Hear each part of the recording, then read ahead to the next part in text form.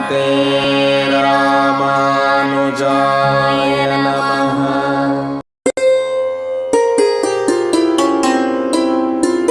శ్రీమతే రామానుజాయ నమః. సంభవామి యుగే యుగే అన్నట్లు ప్రతి యుగంలో ప్రతి కాలంలో ఏదో ఒక రూపంగా భగవానుడు అవతరించి తానే సర్వసాధనమై ఆధారమై ఆదేయమై ఉన్న విషయం అందరికీ తెలిసినదే.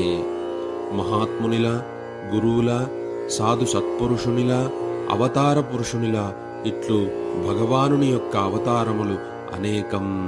శ్రీవైకుంఠంలో శ్రీమన్నారాయణుడికి ఎప్పుడూ నిత్య కైంకర్యం చేయనటువంటి ఆదిశేషుడు ఆదౌ జగదాధారశేష అన్నట్లు తానే లక్ష్మణమూర్తిలా కలియుగంలో ఆచార్య రామానుజునిలా అవతారం చేసిన విషయం జగద్విదితం. తస్మిన్ రామానుజార్యే గురురిత్యపదం భాతి నాన్యత్ర. గురు అనే ఒక పదానికే సంపూర్ణ ప్రకాశాన్ని అద్దిన మహానుభావులు శ్రీరామానుజులు. వారి యొక్క అనంతరం తిరిగి మరల వారే అవతారం చేసి ఉన్నారు. సంభవామి యుగే యుగే అన్నట్లుగా అవతరించిన మహాపురుషులు శ్రీ మనవాల మామునులు. సుందరజామాతృముని అని వరవరముని అని ఇట్లు అనేక పేర్లతో స్వామిని కీర్తిస్తారు. భోగినాం సార్వభౌమః భూత్వా భూయో వరవరముని. సర్పాలన్నింటికీ సార్వభౌముడు ఆదిశేషుడైతే ఆ ఆదిశేషుడే రామానుజులైతే ఆ రామానుజులే తిరిగి అవతారం చేసిన ఒక సంకల్పం శ్రీ వరవరమునుల యొక్క అవతారం. వారు శ్రీ రామానుజులను గురించి తెలియజేసినటువంటి స్తోత్రం ఈ యతిరాజ వింశతి. 20 శ్లోకాలలో ఆచార్యుని యొక్క సంపూర్ణ హృదయాన్ని సౌలభ్యాన్ని హృద్యతను హార్ద్రతను తెలియజేస్తూ శిష్యుడి నైత్యాన్ని కూడా తెలియజేస్తుంది. ఈ స్తోత్రాన్ని సంపూర్ణంగా అవలోకనం చేసుకుని భగవద్ రామానుజుల సన్నిధికేగి వారి ఎదురుగా ఈ స్తోత్రాన్ని పఠించినప్పుడు నేరుగా వారే వైకుంఠం నుంచి దిగివచ్చి మనతో సంభాషించినట్లుగా అనిపిస్తుంది.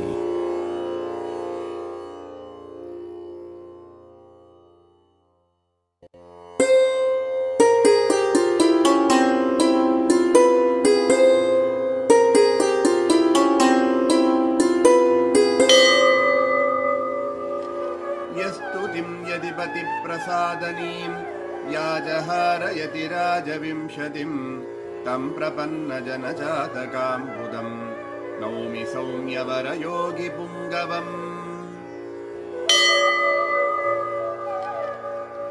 श्रीमाधवाङ्घ्रिजलजद्वयनित्यसेवा प्रेमाविलाशय पराङ्कुशपादभक्तम् कामादिदोषहरमात्मपदाश्रितानां रामानुजं यतिपतिं प्रणमामि मूर्ध्ना।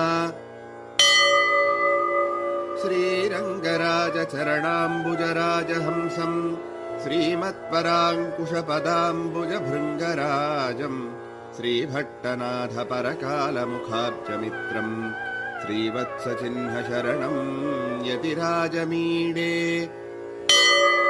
वाचायतीन्द्रमनसा वपुषा च युष्मत् पादारविन्दयुगलं भजतां गुरूणां दूराधिनाथ कुरु केशमुखाद्य पुंसां पादानुचिन्तनपरः सततं भवेयम्। नित्यं यतीन्द्र तव दिव्यवपुस्मृतौ मे सक्तं मनो भवतु वाग्गुणकीर्तनेऽसौ। कृत्यं च दास्य करणे तु करद्वयस्य वृत्यन्तरेस्तु विमुखं करणत्रयं च। अष्टाक्षराख्यमनुराजपदत्रयार्धनिष्ठां ममात्र पितराद्य यतीन्द्रनाथ शिष्टाग्रगण्यजनसेव्य भवत्पदाब्जे दृष्टास्तु नित्यमनुभूय ममास्य बुद्धिः।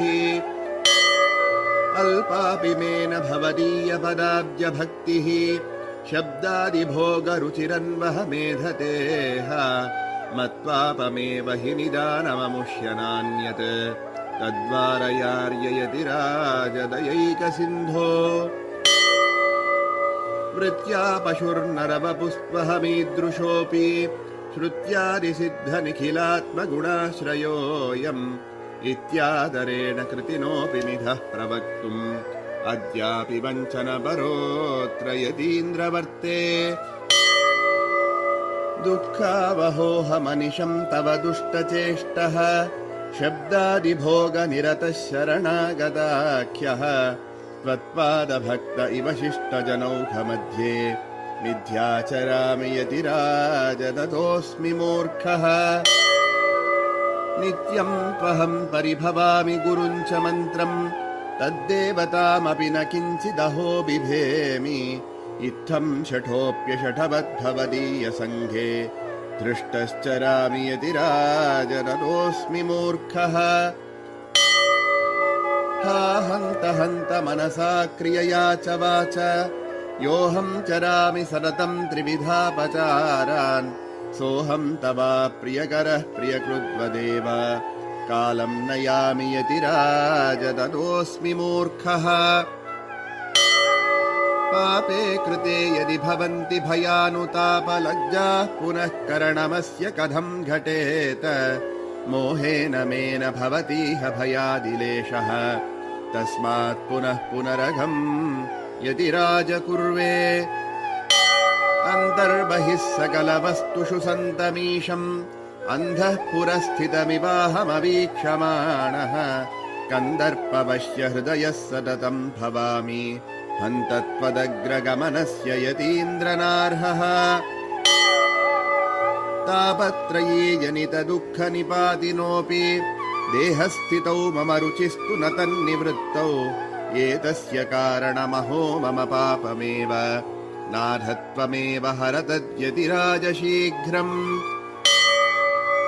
वाचामगोचर महागुणदेशिकाग्र्य पूराधिनाथकदिताखिल नैत्यपात्रम् येषोऽहमेव न पुनर्जगतीदृशस्तत् रामानुजार्य करुणैव तु मद्गतिस्ते शब्दादिभोगविषया रुचिरस्मदीया नष्टा भवत्विह भवद्दयया यतीन्द्र तद्दासदासगणनाचरमावधूयः तद्दासतैकरसदा विरता ममास्तु श्रुत्यग्रवेद्य निज दिव्यगुणस्वरूपः प्रत्यक्षतामुपगतस्त्विह रङ्गराजः वश्यः सदा भवति ते यतिराज तस्मात् शक्तस्वकीयजनपापविमोचने त्वम्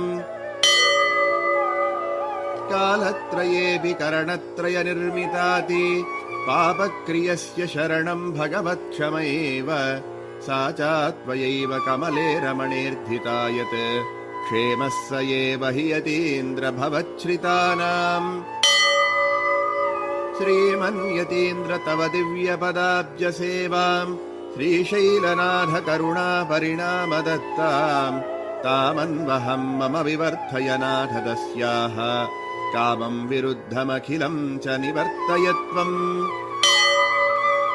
विज्ञापनम् यदिदमद्य तु मामकीनम् अङ्गीकुरुष्व यतिराजदयाम्बुराशे अज्ञोऽयमात्मगुणलेश विवर्जितश्च तस्मादनन्यशरणो भवतीति मत्वा विज्ञापनम् यदिदमद्य तु मामकीनम् अङ्गीकुरुष्व यतिराजदयाम्बुराशे अज्ञोऽयमात्मगुणलेश विवर्जितश्च तस्मादनन्यशरणो भवतीति मत्वा इति यदि कुलधुर्यमेधमानैः श्रुतिमधुरैरुदितैः प्रहर्षयन्तम् वरवरमुनिमेव चिन्तयन्ति मतिरियमेति निरत्ययम् प्रसादम्